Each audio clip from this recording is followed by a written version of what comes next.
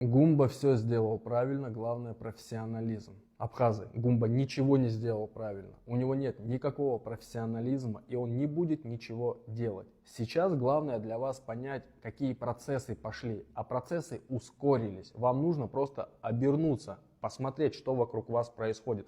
Все сейчас идет против вас. Вас пытаются конкретно подавить. Ваше мнение, ваш характер, просто даже ту мысль, что вы как-то можете лучше существовать, лучше жить. Гумба – это ставленник от Москвы. Он просто будет продолжать те дела, которые не закончил Бжания. Бжания просто успел вовремя соскочить. Гумба уже никуда не соскочит. Уже просто Москва всей своей делегации, включая Сергея Кириенко, дали понять, что есть Гумба, мы его выбрали, мы его поставили, и вам нужно ему подчиняться. Скажу сразу, я не сторонник Адгура Ардзинба, но это тот человек, который хотя бы не побоялся, вышел и перед всеми сказал, что он против российского бизнеса крупного на территории Абхазии.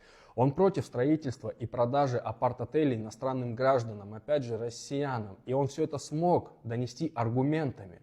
Он донес это, потому что да, действительно, если сегодня запустить российский бизнес в Абхазию, внутренний абхазский бизнес, он просто уйдет в тень. Люди останутся без денег, потому что будет главенствовать именно российский бизнес. Запустить и продажу апарт-отелей иностранным гражданам, это опять значит, что число абхаз снизится, а повысится иностранный гражданин. То есть Абхазия будет уходить в тень, ее народ будет уходить в тень, затмеваться тем, что придет извне. И Адгур это сказал. И вы должны понимать, что почему пошла репрессия на него. Именно из-за этого, что он не побоялся сказать правду. И вся репрессия также идет не только на него, но и на тех избирателей, за которые отдали за него свой голос. Это важно понимать сегодня.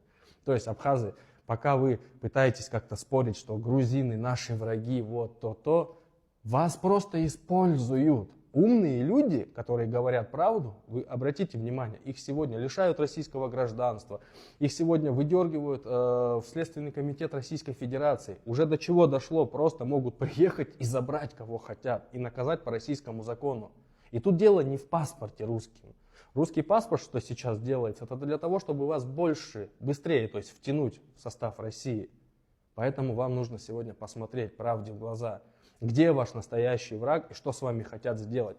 Пока вы будете играться и искать врагов там, где-то далеко в кустах, вас самих скоро уведут в такие кусты, что вы уже вернуться обратно не сможете. Это очень важно сегодня понять. Это будет не только на ваше будущее влиять, но и на будущее ваших детей.